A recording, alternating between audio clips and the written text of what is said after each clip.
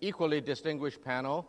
This time, everybody is from the mainland of China, all four of them, each of them representing a major multinational company, all of them highly successful. I will let my co-moderator, Sheryl WuDunn, to introduce them. I think many of you know Sheryl. Sheryl and her husband, Nick Kristof, live in Beijing in the late 80s, I believe, and early 90s. And they are the first couple to have both received separately Pulitzer Prizes. Nick went on to receive the second one. But of course, we joked that Sheryl wrote that one for Nick, so actually she got two and Nick got no. Anyway, she will be the bad guy asking all the tough questions. I'm a nice fellow, marshmallow, so I would just set the stage and then turn over to my colleague. The last session was on China's position in the world. This session, we're going to look into China itself, the impact of the economic crisis on China, a view from the ground. Obviously, the economic crisis is hitting China like it's hitting everybody. And however, I think I would like to say that whereas the economic crisis hit China, the impact is on China, the reverberation, however, is very much global. I think it is probably right to say that the financial crisis of late has catapulted China even more so to the front stage of the world economic scene. And as the last moderator, my friend Charles Freeman said, China is really a reluctant leader in the world. Obviously, with economic power comes political influence. Whether China likes it or not, no matter how reluctant they may feel, they need to protect their own economic interest, and hence the rise in political influence as well. It was also mentioned about, G2, G4, and this and that. I find it interesting that today the world is still resting on G20, I suppose. Somebody mentioned earlier that the G7 excluded China. Such is the folly of the world, because China is supposedly not democratic, and so Russia was included. But as we all know, Russia's economy, I built a building in downtown Moscow, the first grade A office in Moscow. I know what the economy is a little bit like. And so China says, okay, you want to exclude me? No, G8, no China? Fine. You can have your G8, I don't care. Now the world is talking about G2. I don't think it's a good idea. I think, in as much as Bob Zalek and Justin Lin and Fred Brooks, and they were all mentioned in the last session, are all friends of mine. They talk about G2. I think China probably is the first to not want G2. I think the more realistic one is in times of emergency, in times of financial real difficulty, let's look at G4. US, EU, Japan, and China. A lot of people say, forget about Japan. I say, don't forget Japan. Japan has $16 trillion of savings alone. 1/3 of the world's savings is in Japan. And when tough time really comes, you need the money. You need the firing power.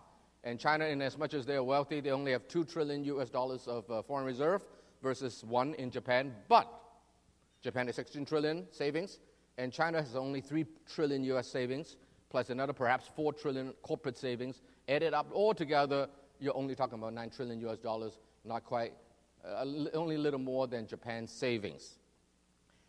So I think that it is probably right that the world should look at more than just US and China.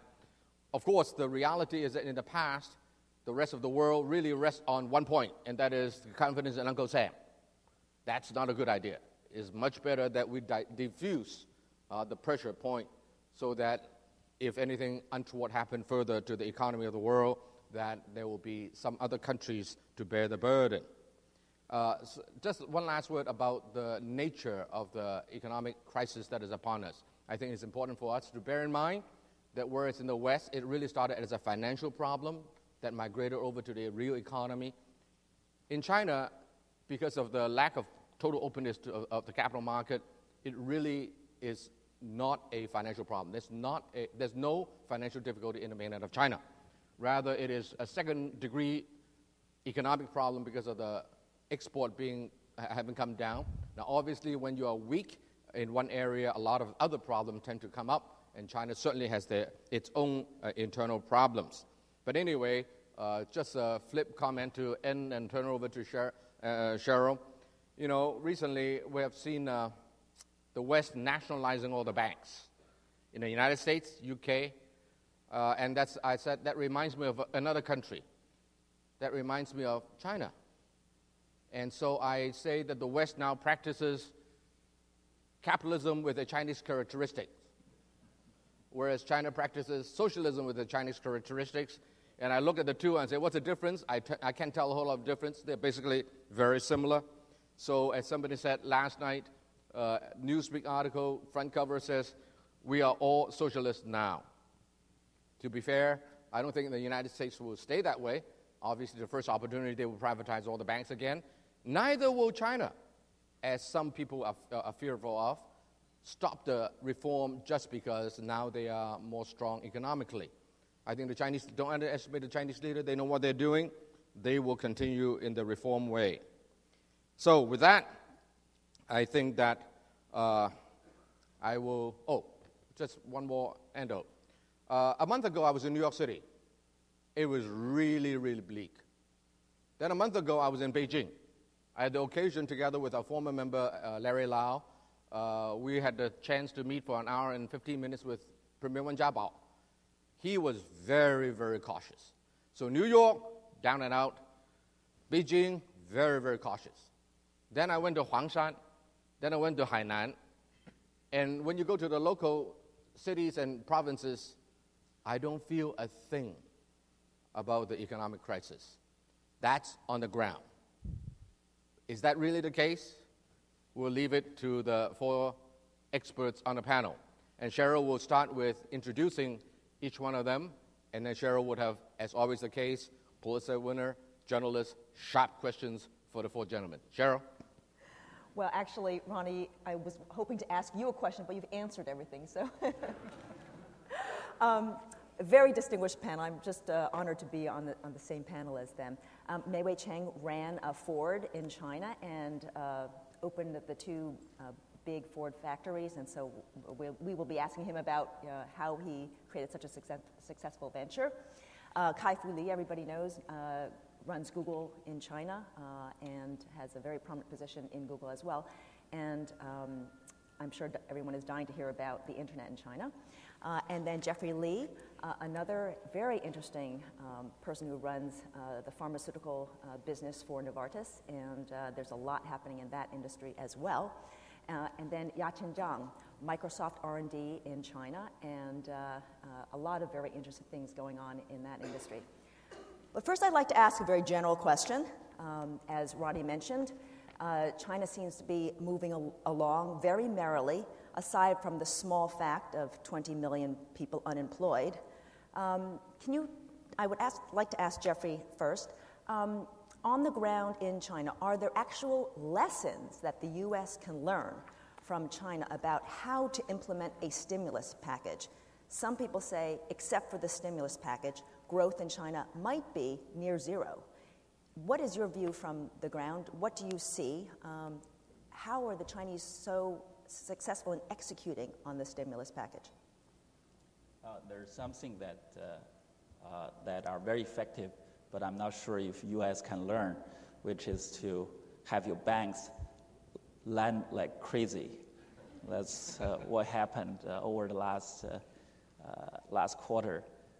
The Chinese banks lent 4.2 trillion renminbi in the first quarter, and that has been extremely effective to the degree that people are talking about possibly a W-shape type of recovery, because the recovery and picking up of activities has been extremely fast.